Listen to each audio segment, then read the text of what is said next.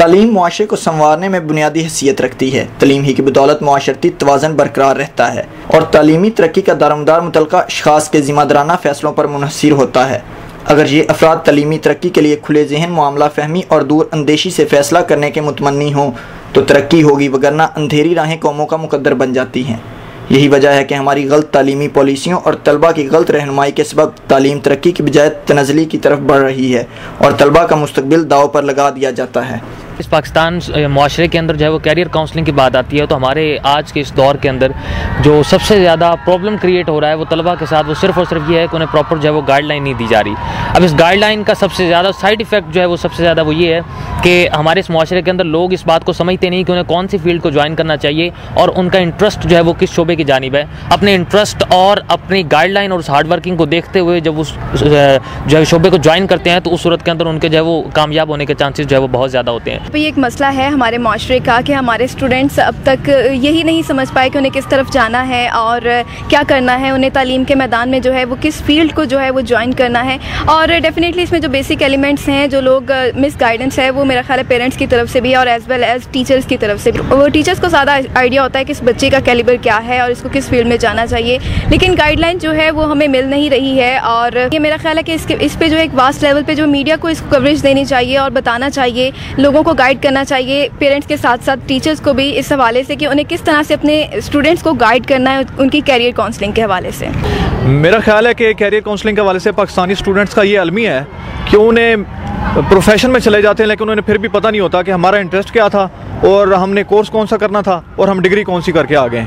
और अब तो ये भी चल रहा है डिग्री किसी और डिपार्टमेंट की होती है, कोई और होती है, और जॉब जहाँ पे कर रहे होते हैं प्रोफेशनली वो आपकी ड्यूटी कुछ और होती है। तो ये बहुत अफसोस की बात है। तो गवर्नमेंट लेवल पे कुछ ऐसा इंफ्रास्ट्रक्चर होना चाहिए कि ताकि हर किसी को पता चल सके कौन क्या बंदे का इंटरेस्ट है, वही कोर्स वो चुने और आगे उसी में अपना प्रोफेशनल जो है वो ढूंढे।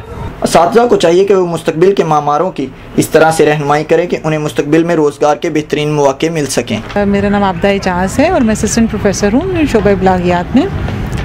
करियर काउंसलिंग के हवाले से जो आपने पूछा है, ये एक बहुत अहम डोमेन है और बदकिस्मती से पाकिस्तान में इस पर इस कदर तवज्जो नहीं दी गई और इसको इस कदर अहम नहीं समझा गया क्योंकि पाकिस्तान में मुनासिब प्लानिंग का फुकदान है।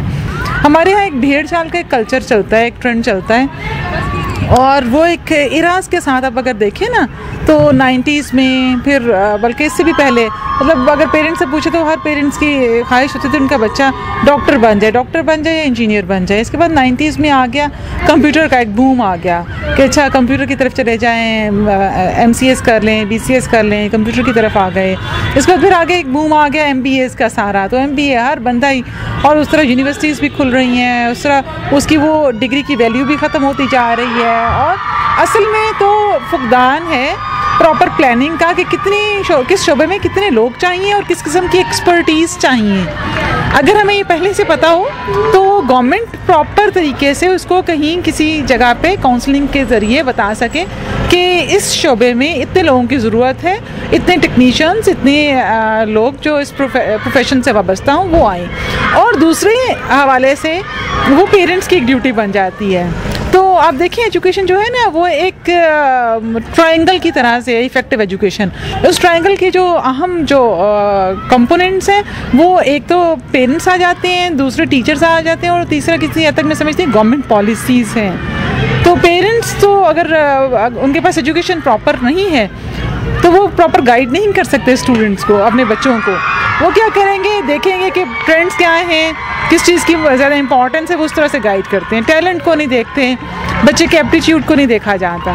तो इसी तरह से गवर्नमेंट का भी ये हाल है कि गवर्नमेंट वहाँ पर मुनासिब इक़दाम नहीं ले रही और जो टीचर्स हैं, टीचर्स को भी ज़ाहिर है कि जब तक उनको प्रॉपर डाटा नहीं प्रोवाइड होगा तब तक वो सही तरह से गाइड नहीं कर पाएंगे। और लेकिन टीचर्स ये इस हवाले से मुआवनत कर सकते हैं कि वो एप्टीट्यूड टेस्ट इस तरह के बना लें कि जिससे कम अज़ कम स्टूडेंट्स को या कैंडिडेट को प्रॉपर चैनल में जाने का, चैनल का मतलब यानी टैलेंट के मुताबिक अपनी लाइन इख्तियार करने का मौका फ्राहम किया जा सके। तो मैं समझती हूँ कि मुख्तलिफ शोबों में करियर काउंसलिंग को फ़रोग़ देना चाहिए ताकि आपकी सलाहियतों के मुताबिक आप मुख्तलिफ शोबों को ज्वाइन कर सकें। बाज़ लोग तालीम सिर्फ दौलत कमाने के लिए ही हासिल करते हैं, लेकिन हमें तालीम अपने शौक़ की तकमील के लिए हासिल करनी चाहिए और इसके लिए तलबा की दुरुस्त रहनुमाई ज़रूरी है ताकि वो अपने मुस्तकबिल का दुरुस्त सिमत में तयन कर सकें। आज अगर हम इस ज़मीन में तालीम का बीज बोएंगे तो कल यही मिट्टी हमारे लिए ख़जाने उगलेगी। कैमरामैन मोहम्मद इफ्तिखार के साथ मोहम्मद कुर्बान प्रिंस, ilmkidunia.com, लाहौर।